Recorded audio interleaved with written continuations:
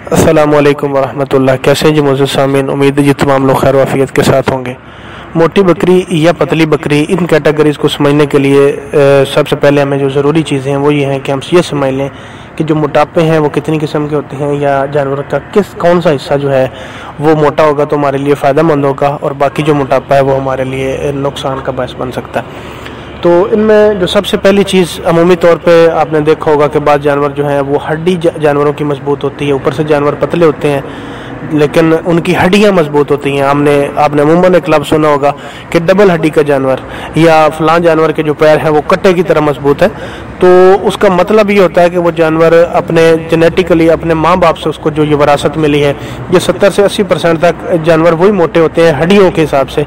ये स्ट्रक्चर जानवरों का जो है वो मोटा होता है। जिन जानवरों को ये सारी चीज़ें मौरूसी तौर पर मिली हुई होती हैं, उनके माँ बाप जो है वो हड्डियों में मजबूत होते हैं, तभी जाके उनको, अदरवाइज़ आप जो जानवरों का इनिशियल स्टेज है उसमें जो कैल्शियम है उसकी वाफिर मिकदार दे के, ये जो दूध वो पी रहे हैं उनकी माँ को, जब बच्चा दूध पी रहा है उनकी माँ को हाई कैल्शियम फीड आप देंगे तो जानवर का जो दूध है उसमें कैल्शियम ज़्यादा आएगा, तो वो बच्चा जब पिएगा तो हड्डियों के हिसाब से वो माँ बाप से कुछ मजबूत है जो है वो हो सकता है, मुमकिन है। लेकिन सारा दारोमदार इसका जो है 70 से 80% तक वो जेनेटिकली होता है, और वो माँ बाप से वो जीन्स लेता है, जिनकी वजह से जानवर की हड्डियाँ मजबूत होती हैं। ये बड़ा ज़बरदस्त फ़ायदेमंद मोटापा है। उसके बाद जो अगला मोटापा है वो इससे भी ज़्यादा फ़ायदेमंद है, वो है जानवर के मसल्स का मोटा होना।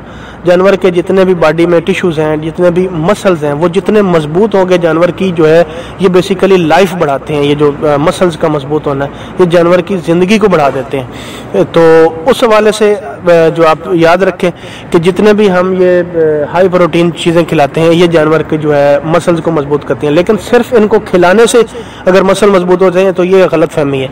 ये जानवर को खिलाने से नहीं, जानवर की ये सारे के सारे जो इंग्रेडिएंट्स हैं जिनमें हाई मिकदार में प्रोटीन होता है, खिलाने के साथ साथ जानवर को जब हम प्रॉपर एक्सरसाइज करवाएंगे तब जाके जानवर, और जिस मसल की एक्सरसाइज होगी तब जाके जानवर का वो मसल बिल्ड होगा, वो मसल बनेगा। ये तमाम के तमाम जितने भी जानवर हैं उनका ये कुलिया है। इंसान का भी ये कुलिया कि जितनी भी प्रोटीन खा ले उसके बाद अगर वो एक्सरसाइज नहीं करता तो वो जो है मसल जो है वो बिल्ड नहीं होंगे। ये प्रोटीन से हम आसानी के साथ हासिल करते हैं। इसमें के लिए मुख्तलिफ जो खलें हैं वो हमारे काम आती हैं, जो मुख्तलिफ किस्म का हाई प्रोटीन अनाज होता है, स्पेशली ग्वारे का जो बीज है, जो काला चना है, और भी काफ़ी सारी चीज़ें हैं। ऑलरेडी मैं 19-20 चीज़ों पे बता चुका हूँ कि ये जो चीज़ें हैं ये हाई प्रोटीन है, और इनमें जो है जानवर को जो आप खिलाएंगे तो जानवर का जो मसल है वो बनेगा। अभी अगली चीज़ जिसकी अमूमन बहस होती है कि फ़लाँ मोटा जानवर उस पर चर्बी चढ़ गई है, तो वो सारे के सारे जितने भी मोटापे हैं, जानवर का एक तरफ से पेट लटका हुआ है, सामने सीना बाहर आ रहा है, तो ये हमने जब तजर्बे कर लिए हैं उसके बाद हमें नतीजा हासिल हुआ है कि जिस जानवर की उम्र जो है वो 10 से 14 साल एवरेज थी, उस जानवर की उम्र हम 2.5 से 3 साल पे ले आए कि जानवर जनाब पूरा जवान भी नहीं होता, पूरे 8 दांत भी नहीं होता, और जानवर को हार्ट अटैक आ जाता है। ये सबसे ख़तरनाक मोटापा है जो हम शीरे से हासिल करते हैं, जो मुख्तलिफ किस्म के हम घी इस्तेमाल करते हैं वाफिर मिकदार में, ज़्यादा मिकदार में, थोड़ी मिकदार में एनर्जी के लिए आप इस्तेमाल कर रहे हैं कार्बोहाइड्रेट्स। उसमें मज़ीद फिर बहस है अनसेचुरेटेड फैट या सेचुरेटेड फैट, जो जानवर का फिशारे खून है, दौरान खून है, उसको जो है ठीक रखते हैं या उसको डिस्टर्ब कर रहे हैं, तो ये सारी बहस मजीद है।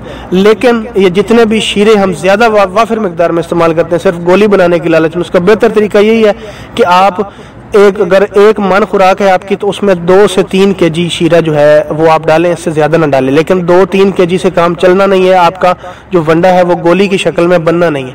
मशीनें हैवी जो हैं वो हमारे पास मौजूद नहीं है, तो जो लो मशीनें हैं वो जो है बनाती नहीं है जनाब, जब तक 14 से 15% तक उसमें जो शीरा वगैरह वो ना हो। इसका बेहतर हाल ये है कि आप शीरे में आप अपना पानी जो है वो मिक्स करें, शीरे को पतला करते जाएँ, और इतना पतला हो कि 2 किलो शीरे में आप मजीद इतना पानी डालें कि वो 14-15% पे आप उसको ले जाएं। ओवरऑल मतलब 100 kg आपका वंडा है तो 15% शीरा अगर आपने डालना है तो आप 15 kg नहीं डालेंगे, आप 10 लीटर उसमें पानी डालें और 5 से 6 लीटर आप उसमें शीरा डालें, ताकि शीरा जो पतला हो जाए और आपका पैलेट भी बन जाए और आपका जो जानवर है वो भी सेफ रहे।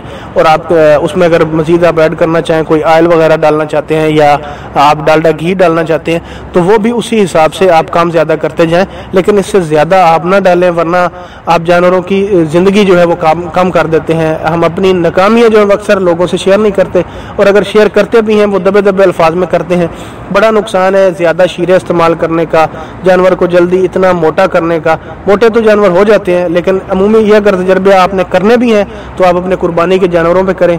ये ज़्यादा मोटे करने वाले या ज़्यादा मोटा जानवर जो है वो ज़्यादा आपको एवरेज देता है।